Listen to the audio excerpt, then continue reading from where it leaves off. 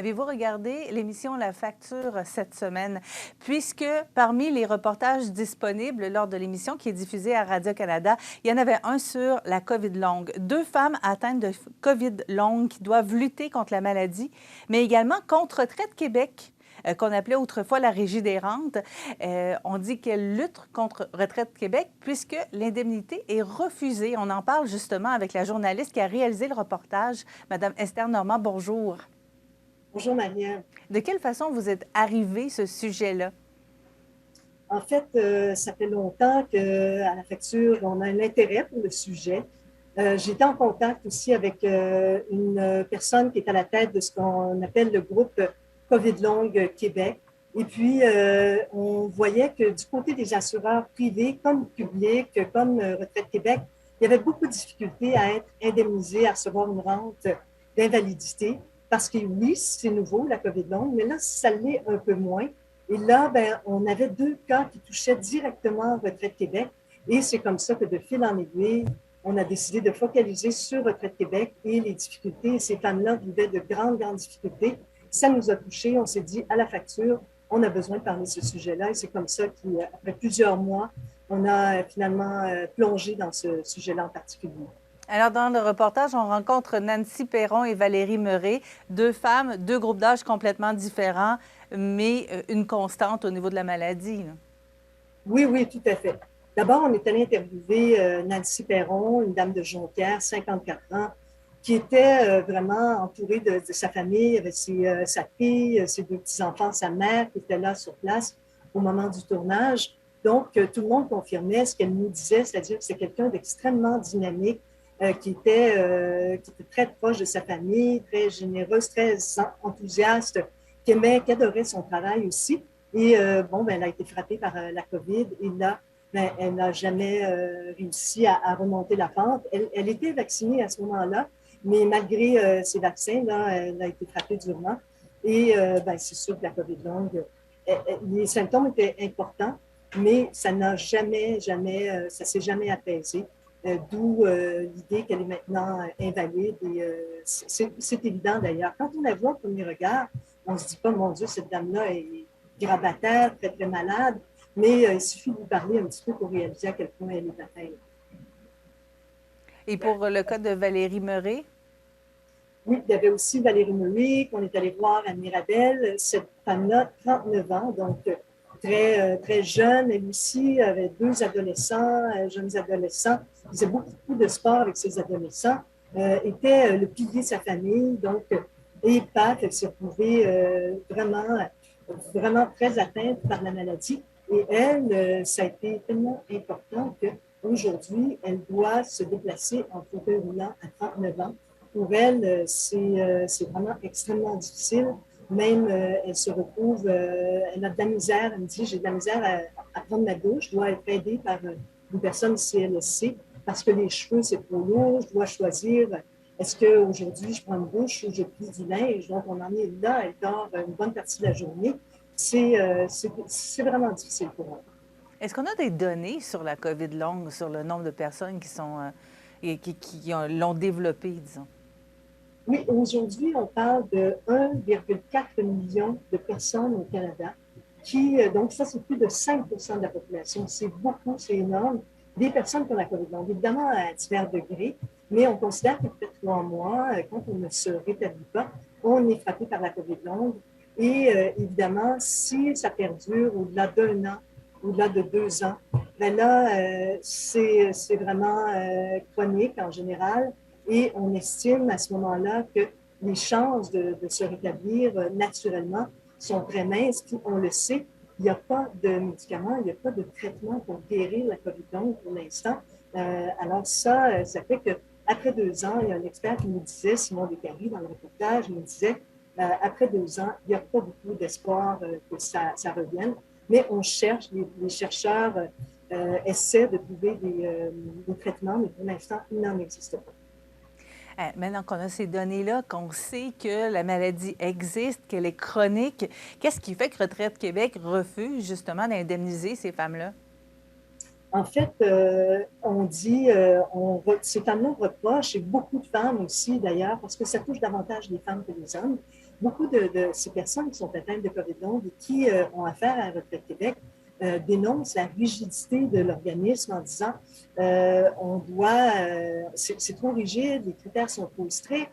Par exemple, Nancy Perron, moi, quand je lui parlais, ce qui était manifeste, c'était ce qu'on appelle le brouillard cérébral. C'était évident. Pendant l'entrevue, elle perdait ses mots, c'était très lent, son débit était extrêmement lent, en plus d'avoir des essoufflements, d'avoir vertige, beaucoup de symptômes, extrême fatigue, mais vraiment le brouillard cérébral, c'était très, très important. Et malgré tout, Retraite Québec lui a dit, malgré le diagnostic aussi de sa médecin de famille, le diagnostic de son ergothérapeute, ce n'est pas assez grave pour vous empêcher de travailler, donc on ne la déclare pas invalide. Alors, Valérie Murray, dans son cas, on dit, vous êtes toujours en traitement actif, donc comme vous avez toujours des traitements, c'est impossible pour nous, à l'heure actuelle, de statuer ni sur la gravité, ni sur le caractère permanent de votre état, de votre condition. Et c'est pourquoi on vous refuse à ce moment-là de vous donner la prestation, la rente d'invalidité. Et dans le cas de Valérie Murray, la dame de 39 ans, elle est allée en révision. Elle a dû se rendre de Mirabel jusqu'à Québec dans son état parce qu'il n'y avait pas de médecin disponible rapidement dans la région de Montréal. Elle a dû aller jusqu'à Québec pour voir un médecin évaluateur de Retraite Québec et il n'a pas reconnu le diagnostic, notamment un diagnostic d'encéphalomyalgique qu'on appelle aussi syndrome de fatigue chronique, qui toucherait la moitié des personnes qui ont la COVID longue. Donc, il n'a pas reconnu ça. Il a dit, il lui a recommandé notamment d'aller consulter en psychiatrie. Alors, évidemment, ça l'a insulté et son père aussi très choqué de ça, de se faire dire qu'on sous-entend finalement qu'il y a peut-être un caractère psychiatrique à la condition. Ça fait pourtant des années qu'on dit que ce n'est pas nécessairement dans la tête. Tout à fait. Ces femmes-là sont arrêtées de travailler depuis bientôt 2 ans peut-être, mais côté financier, là, si l'argent ne rentre pas, si Retraite Québec, justement, refuse de les indemniser, c'est pas facile, ça non plus. C'est extrêmement difficile parce que dans le cas de ces deux femmes-là, c'est leur dernier recours. Nancy Perron, par exemple, la dame de Jonquière, 54 ans, cette dame-là a eu droit à l'assurance emploi, mais ça a duré 15 semaines. Après ça, plus rien, parce qu'elle n'avait pas d'assurance salaire au travail. Elle n'avait pas droit à l'aide sociale parce qu'elle a une petite maison toute modeste, un peu d'économie qui baisse à vue d'œil. Alors, ça l'empêchait d'avoir autre chose. C'était son seul recours. Nancy, dans le cas de Valérie Murray, elle, c'était une jeune femme qui avait fait un retour aux études dans la trentaine. Elle était d'ailleurs sur le point de terminer son baccalauréat. Donc, elle n'avait pas d'emploi à ce moment-là. Elle avait travaillé dans le passé parce qu'on sait que la Régie des rentes, le Retraite Québec, pour avoir droit à la rente, il faut avoir travaillé. Donc, elle avait travaillé dans le passé. Elle évalue cette rente-là à 800 $ par mois, mais c'était son dernier recours. Et là, elle se retrouve en très, très grande difficulté financière. Donc, dans les deux cas, elle craint, au moment où on se parle, elle craint de tout perdre. Alors, ça a un impact énorme sur leur santé financière. Dans le cas de Mme Perron, vous avez pu justement la sortir de la maison, si on peut dire ça comme ça, et l'amener dans son ancien lieu de travail. Ça a donné lieu à des moments très, très émotifs. Très émotif. Elle me l'avait dit. J'avais parlé aussi à son patron pour lui demander l'autorisation d'aller tourner. Elle travaillait dans un garage. Elle assurait le lien entre la clientèle et les mécaniciens. On a dit, nous, on tourne, on roule, on suit. Faites comme si on n'est pas là. Tu sais. Et puis, de toute évidence, quand on est arrivé, d'abord, il y a eu énormément d'émotions. Tout le monde les craignait, les gens pleuraient. Tu sais, c'était quand même très émouvant de voir ça, un mécanicien, des mécaniciens assez solide, costaud, qui pleurait là, en la voyant, en disant, je la reconnais plus, Nancy, il y en a un qui dit, Nancy, c'était une toupie dans le garage, elle est méconnaissable, elle a perdu 30 livres, mais elle, ça lui a demandé aussi tout son courage physique pour aller là-bas, parce que c'était beaucoup, oui, physiquement, mais émotivement aussi. De toute évidence, manifestement, les gens l'adorent toujours. Alors, il y avait beaucoup d'émotions pour elle aussi de voir ou de constater que ces gens-là, qu'elle disait, c'est ma famille, c'est ma folie, c'est mon environnement de travail. C'est quelqu'un de très...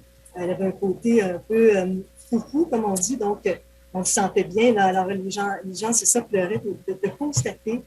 Eux savaient, et elle aussi savait très bien que ce serait plus possible pour elle de retourner travailler. Donc, on voulait aussi montrer à quel point c'était pas quelqu'un qui souhaitait peut-être trouver une façon de ne plus travailler. Au contraire, elle adorait son travail où elle était depuis plusieurs années. Et de toute évidence, les gens l'adoraient aussi. C'est un gros deuil pour elle. Et on sait qu'avec l'émission La Facture, souvent, il y a une fin heureuse. Il y a dans les mois ou dans les semaines suivantes un développement.